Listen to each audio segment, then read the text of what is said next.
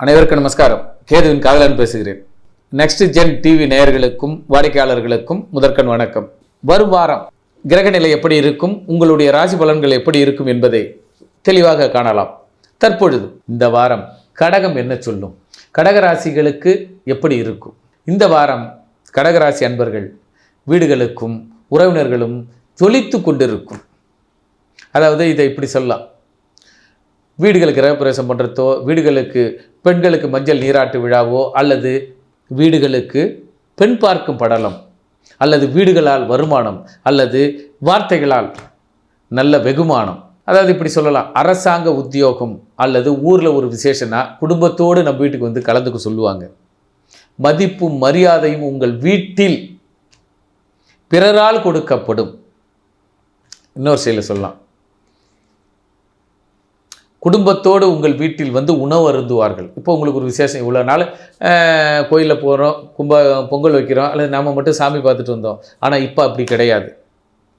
இந்த வாரம் நீங்கள் கோயில்களுக்கு குடும்பத்தோடு சென்று ஊருக்கு ஒரு அன்னதானம், ஊருக்கு ஒரு சாக்லேட்டு, விருந்தோம்பல் இப்பொழுது இந்த வாரம் கடகராசி அன்பர்கள் செய்வார்கள். அல்லது தந்தைக்கு மரியாதை செய்வார்கள், அல்லது உங்கள் மூத்த பிள்ளைக்கு மரியாதை செய்வார்கள்.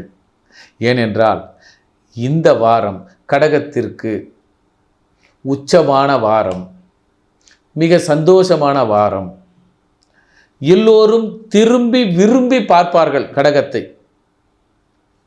அரசியலில் கூட சரி பாருங்க, இந்த வாரம் அரசியலில் ஒரு திருப்பு முனையாக மக்களை திரும்பி பார்க்க வைக்கின்ற அத்தனை விஷயங்களும், அது நம்ம குடியரசுத் தலைவராக இருக்கலாம், அல்லது ஜனாதிபதியாக இருக்கலாம், இல்லை சிஎம் பிஎம்மாக இருக்கலாம், அத்தனை பேரும் மக்களை கவருகின்ற திட்டங்களையும் நிகழ்ச்சிகளையும் இந்த வாரம் சொல்லுவாங்க.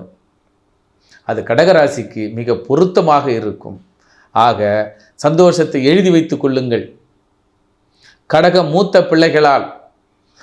பிள்ளையால் அல்லது தந்தையால் சீரும் சிறப்புமாக ஒரு நிலையை அடைய போகிறது, நல்ல செய்தி கிடைக்கப் போகிறது. ஆக சந்தோஷத்தை தாயோடும் குடும்பத்தோடும் கொண்டாடுங்கள். மீண்டும் அடுத்த வாரம் சந்திப்போம். நன்றி, நமஸ்காரம்.